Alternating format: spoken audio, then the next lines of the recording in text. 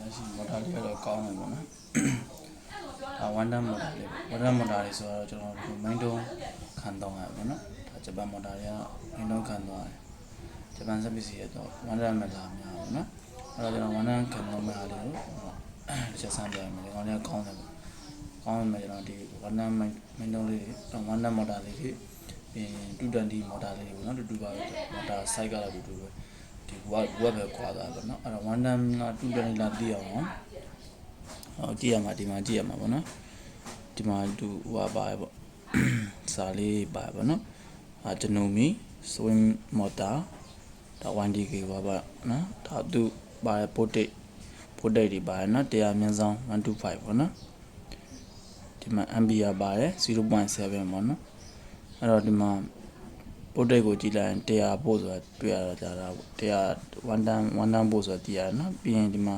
cycle မှာလည်း50မြန်းဆောင်60ပေါ့နော်ဒါချိန်နှုန်းပြော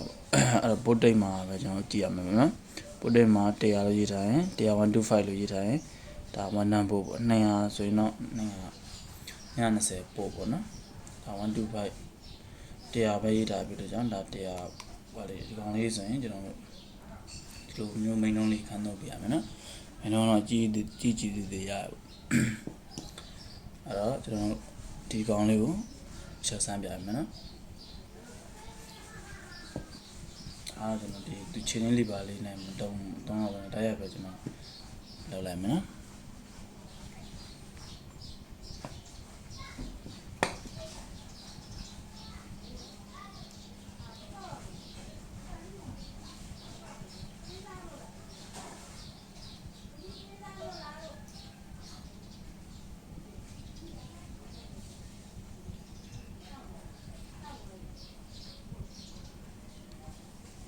ဒီကောင်ပလက်လေးထိုးလိုက်နော်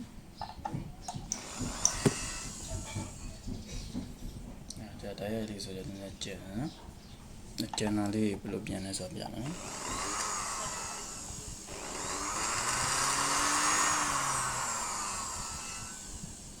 အဲ့တော့မနာတော့လက်ရှိနေနေဆိုရင်ချုပ်လို့ရတယ်ပေါ့နော်ဒါပေမဲ့ဒီပို့ရှင်းတော့ပို့ချောင်းတာရှိရယ်ပြီးဒီကောင်မကောင်းတာရှိရယ်ပြီးညှောင်းနှံထွက်တာရှိရယ်ပေါ့နော်အဲ့ဒီမှာဖြုတ်ပြကြမယ်နော်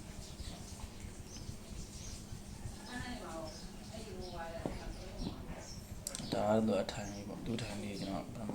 စပြောမယ်နော်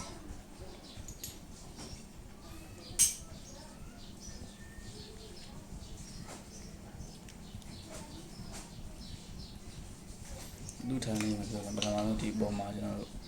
ဒါတော့ဒီ1 time minute ဒီပြန်ဒီပုံမှာပါပါနော်pressure တော့ကာဗွန်ပါပေါ့နော်ကာဗွန်ထက်တော့မှခေါင်းရကာဗွန်ပါတာတုံးတာမကောင်းတော့ဆိုရင်လည်းမီကိုထွက်တယ်ရုံးနဲ့ပေါ့နော်စပီနေအဲကြောင့်ဒီကာဗွန်လေးလဲပြရရှိနော်ဝဲလဲပြရတော့ဝဲလဲလို့ရနှစ်ဖက်လုံးပါနော်နှစ်ဖက်လုံးဖြုတ်ပြဖြုတ်ရှင်တော့ဒီမှာပုတ်လဲပြနေပေါ့နော်ဒီဖုံးအရင်ဖြုတ်ပေါ့နော်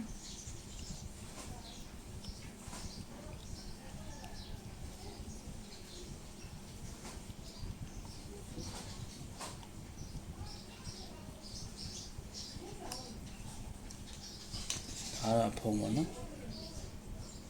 ခုပဲလက်တူပဲနော်ဒီမှာစပရိတ်ပါမယ်နော်ပြီးရင်အထက်မှာကာဗွန်ပါမယ်ကာဗွန်ကတော့ဒီမှာထည့်တာပါနေနော်တော်တော်စားနေကာဗွန်သေးသေးလေးချီပဲတကယ်တော့ဒီကောင်ကတော်တော်ရှိရနော်ကာဗွန်စားတာ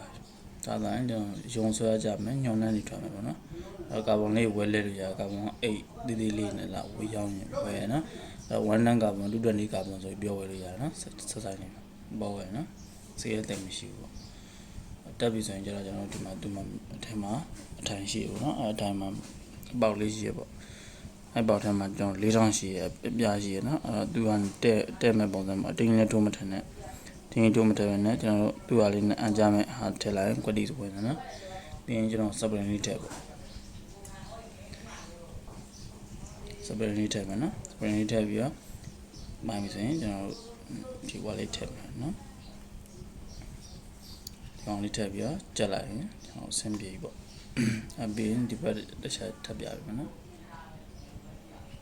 ဘက်တစ်ချက်လည်းအတူတူပဲပေါ့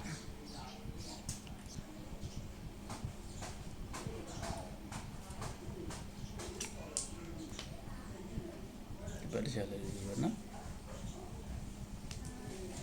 ဒီမှာ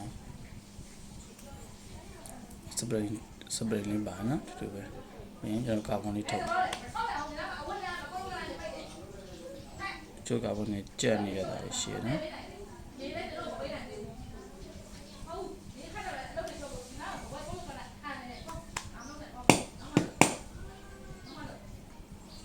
ကျန်နေရတာကလေးနဲ့ပြင်ပြီးတော့ဆွဲထုတ်ပြရတယ်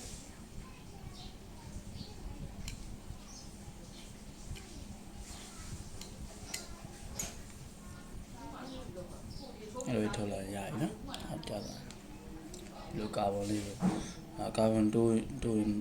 ရင်လေးသွားရင်ကျွန်တော်ပြန်လဲပြန်နော်မလဲဘဲနဲ့သုံးလို့ရတယ်လို့ပြမယ်ညော်နှမ်းတွေထွက်တယ်မိခိုးတွေထွက်တယ်အယုံဆွဲအားကြရပါတော့ကာဗွန်ကလုံးလေးပဲကာဗွန်မပိုင်းဆိုဆက်ကထုတ်လို့မရအောင်နော်မော်တာလည်းမလဲဘူးပေါ့ကာဗွန်မမော်တာလဲရနော်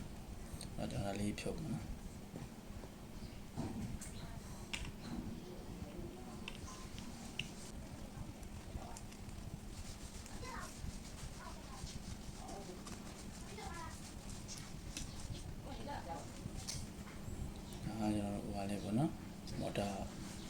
မော်တာထိုင်လေးပေါ့ပြန်တိုင်နဲ့အတူဖြုတ်ရတဲ့လေးဒီတိုင်းလေးပြန်တိုင်အောင်ပါနော်ထိုင်ခေါင်းရံလိုလက်တိုင်တက်လို့ရရင်သူ့ပဲပါပြီနော်ဒီကောင်ဆိုလက်တက်လေးရတယ်ဒါပေမဲ့ဒီဆက်နဲ့တွဲပြီးတော့ခေါင်းရံလေးဖြုတ်ရမှာပေါ့နော်ဒါတော့မော်တာအဝင်နဲ့ကျိုးပေါ့နော်အဝင်နဲ့ကျိုးပေါ့တော့AC ပဲပေါ့ one time ဖြစ်ပေမဲ့ AC ဆိုကြကျွန်တော်အနီးနဲ့မောင်းစရာမရှိဘူးเนาะတက်တဲ့ဘက်ကပလက်ထိုးလို့ရပါတော့เนาะပြီးရင်ကျွန်တော်ဒီကောင်ဖြုတ်ချင်ကျွန်တော်ဒီ over ဖြုတ်မှရပါเนาะဒီမော်တာရဲ့ nut တို့ဒါမှမဟုတ် key တို့เนาะဒီကောင်က nut ဝက်ပါ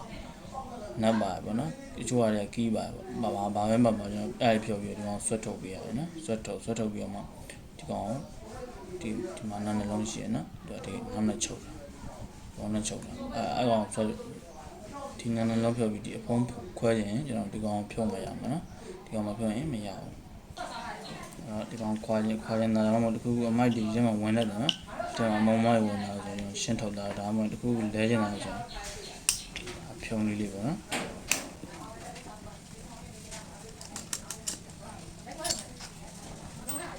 bien como masama ni ba no masama ba maka ko masama ni ba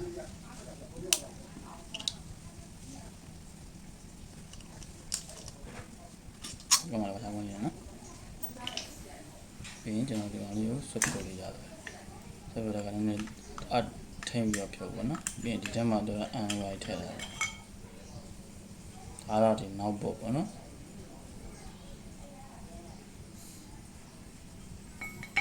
ပြီးရင်ဒီကောင်ကဒီမှာဒါကာဗွန်ကနေကျွေးထားတာပေါ့နော်ဒါကတော့ဖြူပေါ့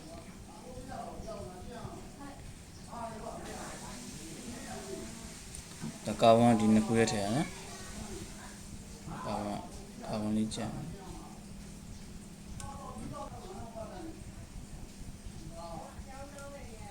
ကာဗွန်ကဒီရဲ့ထဲထည့်ပြီးစပိန်နဲ့တော့ဘာဖြစ်တာနော်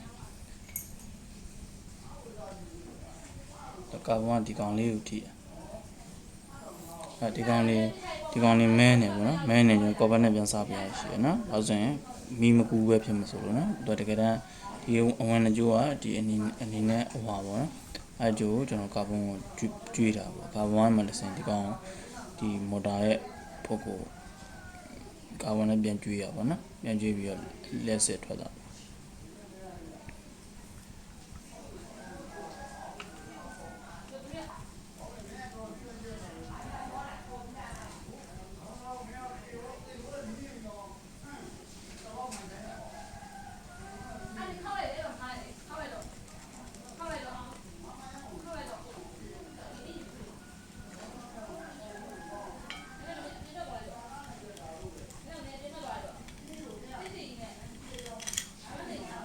မျိုးမျိုးလေးဖြုတ်နော်အမှန်တော့ပါဘူးဒါမျိုးပါတော့မဲ့ဟာလေပေါ့နော်ဒီဘတ်ဖြုတ်ချင်တော့ဒီကောင်နဲ့ဖြုတ်နေရအောင်နော်ပေါ်မှာကျွန်တော် CD တားဆိုရင် CD စိုးနေရင်လည်းကျွန်တော်ဝမ်းဖြုတ် CD စိုးနေရင်လည်းတက်လိုက်တိုင်းပါဖြစ်တယ်ပေါ့နော်ကျွန်တော်တက်မလာအောင်ဒီကောင်အကုန်ဖြုတ်ယူသွားပြီပြန်တဲ့ခါကျရင်ဒီကောင်ကကျွန်တော်လိုဆောင်းလို့မရအောင်နော်လိုဆောင်းလို့မရအောင်ဆောင်းရင်ကျွန်တော်ပုတ်ကကြက်တယ်ပေါ့နော်တက်ပြန်တက်ဒါပေမဲ့ဒီသူ့ပုတ်တဲ့ထဲလိုက်ရင်တဲ့တာမှာပေါ့နော်အဲလိုဆောင်းနေကြရှိတော့ဒီကိုတန်းလို့တော့ချောင်းတယ်ပြန်တော့ကျတော့ကြက်သွားရဲဆွဲပြီးတော့ကျတော့ပုတ်ကမတက်ရင်ကြက်တယ်ဆိုရင်သိတာနော်ဒါတော့ဒီမော်တာဥဒန်ရဲ့ဟောတွေပေါ့နော်ကွန်တက်လေးတွေဟာလေးတွေပေါ့ဝါရှာကားလေးတွေပေါ့နော်မြတ်တဲ့တော့အဲ့ဒါကိုမြတ်တက်ပြီးဒီဟာလေးကျွန်တော်ဖြုတ်ဆေးချင်တာပြောတယ်ကျွန်တော်ဖြုတ်လိုက်တာနော်ဒီကောင်လေးကိုကျွန်တော်ပုတ်စားရမယ်နော်ကာဗွန်တွင်းမှာကောပဲအနုဘောကြောင်းနှစ်ခုစောင်းထားမှရအောင်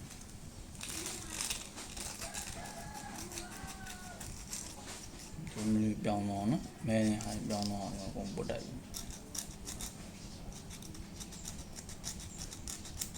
တော့မဲနော်ဒါဘာလို့ကာဗွန်မိုက်စတန်မဲတော့ကာဗွန်ကျတော့အပျော်လေးဆဆတော့ဆိုနော်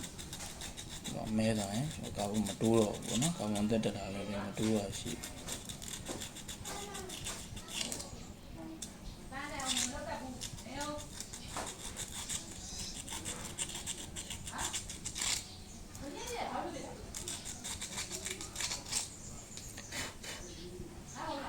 မျိုးပြောင်းတော့ပြောင်းလက်တော့တိုက်ပြီနော်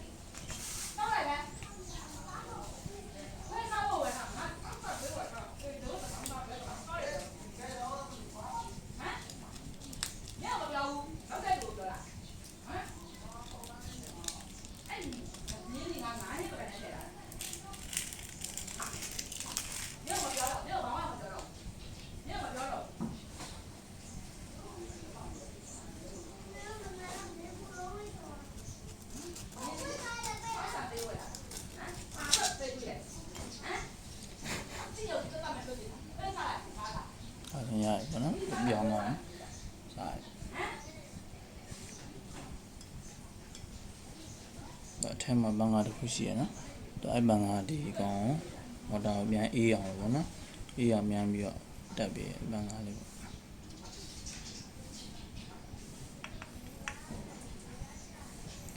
ဘုတ်ကဒီဘက်လက်ချောင်းတယ်ဟိုဘက်ချောင်းနေတာရှိရနော်အဲဒါဘုတ်ကိုပရိုဂျက်ရှင်တော့ကျွန်တော်တို့ဒီ C လေးထည့်ပြီးပို့တက်နေဟာချောင်းရမ်းပေါ့နော်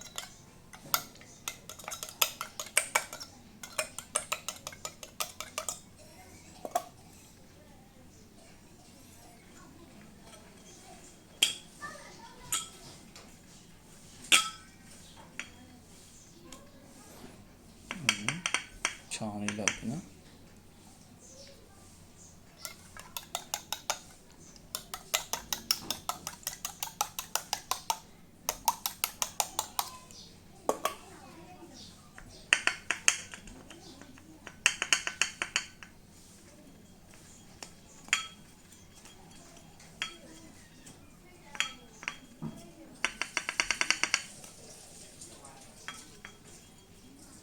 အဲ့ဒီမျိုးချောင်းလာရရင်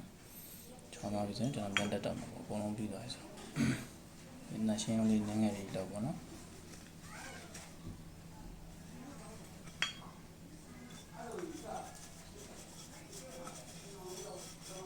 ဒီဝါမှာလည်းကျွန်တော်စီဝင်လို့မရအောင်နော်စီဝင် short ဖြစ်တာတက်လိုက်တာရှိတော့ပြီပေါ့နော်တော့ဒီကောင်ချောင်းလာရင်ချောင်းလာဆိုရင်ကျွန်တော်ပြန်တက်မယ်ဒီမှာလည်းဒီထိတ်မှာလည်းဒီကောင်ဒီထိတ်ကိုလာပြီးတော့ဒီကောင်မှာဆိုဒီကောင်လည်းချောင်းပါရမှာနော်ဒီထဲကိုလည်းကျွန်တော်တစ်ခါလဲစီထည့်ပြီနော်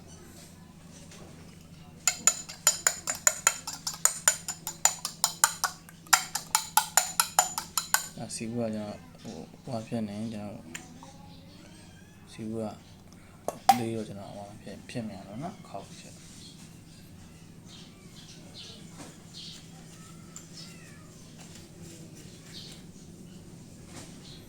ထည့်ပြီးလိုက်ဆိုတော့လက်ရှင်းလောက်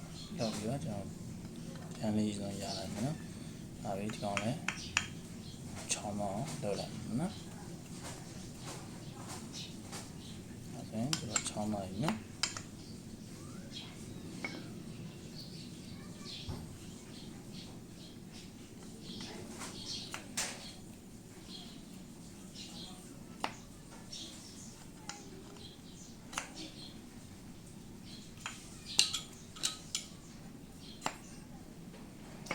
နော်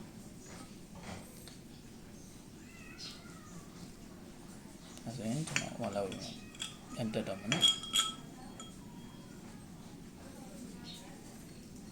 အဲ့ဒါပြီးတော့ကျွန်တော်ပတ်မလို့မရအောင်နော်ဒီကောင်ဒီဘက်ဒီဘက်မှာတော့ကြောင်းမအောင်နော်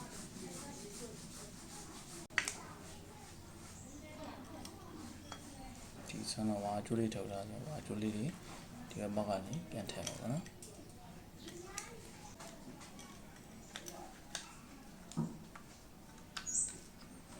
ဒါဆိုရင်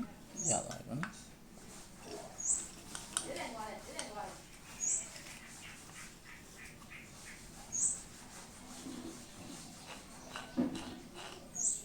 ပြီးရင်ကျွန်တော်ဒီကောင်လေးကိုပြန်ထည့်မယ်နော်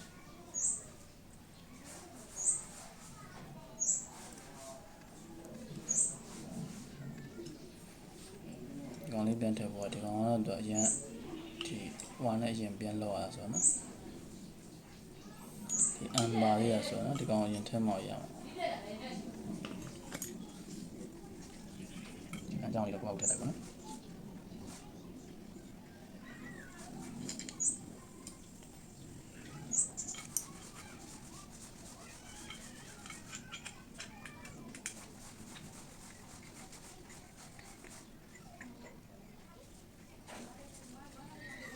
bienကျွန်တော်ဒီကောင်ပြန်ချက်မယ်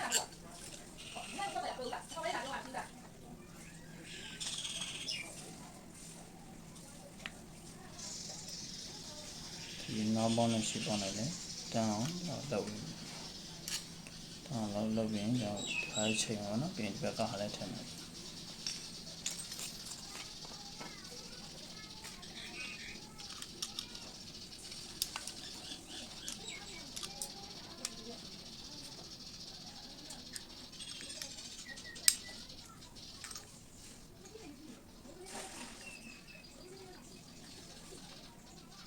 ကျွန်တော်ချက်လိုက်နော်ကျွန်တော်ဒီကောင်မထည့်တော့ဘူး။ဒီမှာပါလို့နော်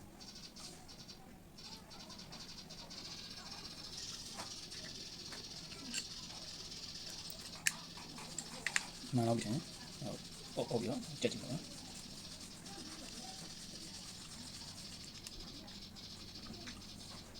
ဒီကာဗွန်ဘောက်ကလည်းတန်းရမယ်နော်။ကျွန်တော်ကာဗွန်ဘောက်လည်းတန်းလာမတန်းလာကြည့်မယ်။ပြီးရင်ဒီနံပါတ်နဲ့လည်းတန်းလာမတန်းလာကြည့်မယ်နော်။မှန်စင်တော့ကျွန်တော်ဒီချက်လိုက်အောင်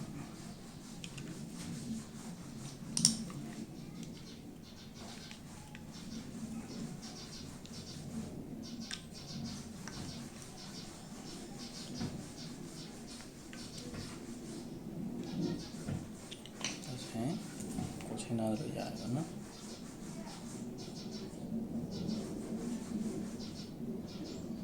ဒီပိုလည်းမချောင်းအောင်ပေါ့နော်ပိုလည်းရှင်းတော့မတိုးတော့ဘူးဒီကလည်းစီးပြတာလေဆိုတော့ကျွန်တော်ဆန်းမင်းမှာဆန်းလို့မရအောင်နော်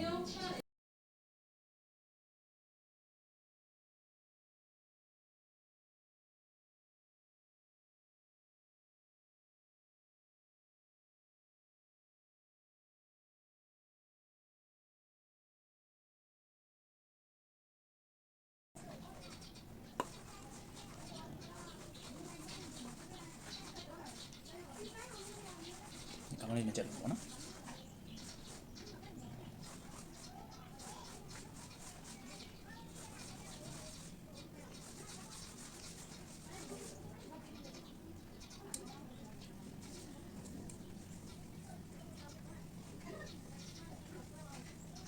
ကာမလေးတော့ဖြုတ်ရမှာနော်ကာမလေးကဒီအတူလေးဖြုတ်ပြပြမှာနော်ဘာရမ်းလို့ဘာမှဖြုတ်ရမှာလို့အဲဆိုရင်ပြီးလိုက်ပါနော်ကာမနာနဲ့ထွက်လာနော်လေလိုင်းတော့သူချုံမွေးတာဒါဆိုရင်ပြီးရင်ကျွန်တော်တို့ဒီအထိုင်လေးမြတ်တက်မှာပေါ့နော် ဒီအထိုင်လေးအောင်မှာကျွန်တော်တမလိုက်အောင်ဆိုပြီးတော့လျှက်မကူးအောင်ပေါ့နော်လျှက်မကူးအောင်တော့လျှက်မကူးအောင်ဒီဝါလေးထည့်ပေးတာရှင်နော်အဲ့အောင်စီပါဆိုလို့မရအောင်နော်စီပါဆိုရင်လည်းတက်လိုက်လျှက်ကူးရပါနော်တက်တာဒီအောင်တက်တာလည်းကားပဲဒါပလတ်စတစ်မှာစီပါပေါ့အပူကန်ပုံစံမျိုးပေါ့နော်ဒီလေးတက်ပြန်နော်ဒီမှာကိုလေးတက်ပြန်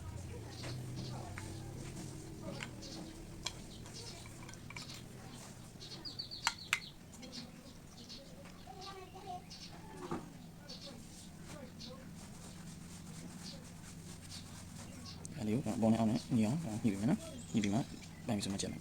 မဟုတ်ရင်ပြက်ကုန်ဆိုနော်ဒီဘက်ကိုရင်ကြတယ်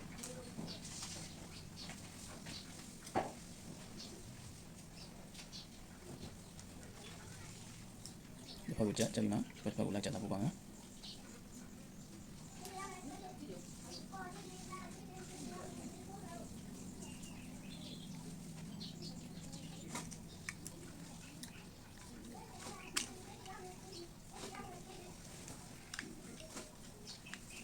ဆိုရင်ပြလာပါနော်။အမှန်တရားဒီမှာတက်ပြီးတော့